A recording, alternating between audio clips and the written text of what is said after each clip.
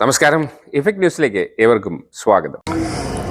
ബഹുമാന്യ നേതാക്കന്മാരെ, പ്രിയമുള്ള സഹോദരിമാരെ, കേരളത്തിലെ സ്ത്രീകളും കുട്ടികളും നേരിട്ടുകൊണ്ടിരിക്കുന്ന ഗുരുതരമായ ജീവൽ പ്രശ്നങ്ങളെ ഉയർത്തിപ്പിടിച്ചുകൊണ്ടാണ് മഹിളാ കോൺഗ്രസ് കേന്ദ്ര സംസ്ഥാന സർക്കാരുകളുടെ തെറ്റായ നയങ്ങൾക്കെതിരെയുള്ള ഈ പ്രതിഷേധ പരിപാടി സാഹസ് യാത്ര എല്ലാ ഗ്രാമങ്ങളിലും ചുറ്റി സഞ്ചരിച്ച് ഇന്ന് തിരുവനന്തപുരത്ത് തലസ്ഥാന നഗരിയിൽ സമാപിക്കുന്നത്. നമുക്കറിയാം, സ്ത്രീപീഡനങ്ങളുടെ പരമ്പരകൾ കേരളത്തിൽ ഇന്ന് നമ്മൾ മനസ്സിലാക്കിക്കൊണ്ടിരിക്കുകയാണ്.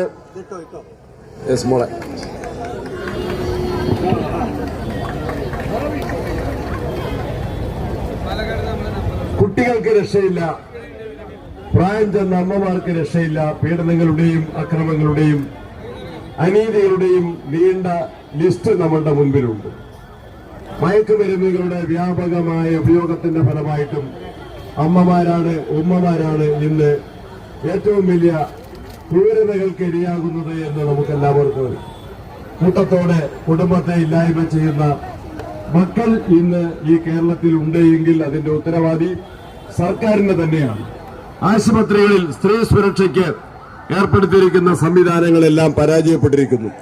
എന്തിനേറെ, ഓപ്പറേഷൻ തിയേറ്ററിൽ പോയ ആ ICUവിൽ വാർഡിൽ അഡ്മിറ്റ് ചെയ്ത കോഴിക്കോട്ടെ യുവതിയായ വീട്ടമ്മയെ പോലും അവിടെ നിന്ന് പീഡിപ്പിച്ച പ്രതികളെ സഹായിക്കുന്ന നിലപാടാണ് കേരളത്തിലെ സർക്കാരും ആഭ്യന്തര വകുപ്പും സ്വീകരിച്ചിട്ടുള്ളത്. ഗോവിന്ദച്ചാമി, ഇന്ന് ഏറ്റവും ഗുരുതരമായ കുറ്റത്തിന് ശിക്ഷിക്കപ്പെട്ട ഗോവിന്ദച്ചാമിക്ക് ജയിലിൽ നിന്ന് ചാടിപ്പോകാനുള്ള അവസരം കേരളത്തിലെ ജയിൽ വകുപ്പ് ഒരുക്കിയിരിക്കുകയാണ്. അതുപോലുള്ള നിരവധിയായ അനുഭവങ്ങൾ നമ്മളുടെ മുൻപിലുണ്ട്. ഈ അതിക്രമങ്ങളെ ചെറുക്കാൻ കേരളത്തിലെ സർക്കാർ മുന്നോട്ട് വരുന്നില്ല. സ്ത്രീപീഡകർക്ക് ഒത്താശ ചെയ്യുന്ന സമീപനമാണ്. കുട്ടികളുടെയും സ്ത്രീകളുടെയും അവകാശങ്ങൾ ലംഘിക്കപ്പെടുന്നു.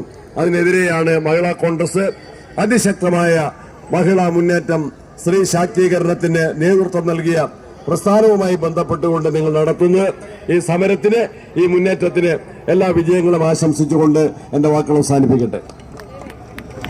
വാർത്തകളും വിശേഷങ്ങളും ഇവിടെ അവസാനിക്കുന്നില്ല. കൂടുതൽ വാർത്തകളും വിശേഷങ്ങളുമായി വീണ്ടും കണ്ടുമുട്ടുന്നതുവരെ ഏവർക്കും നന്ദി.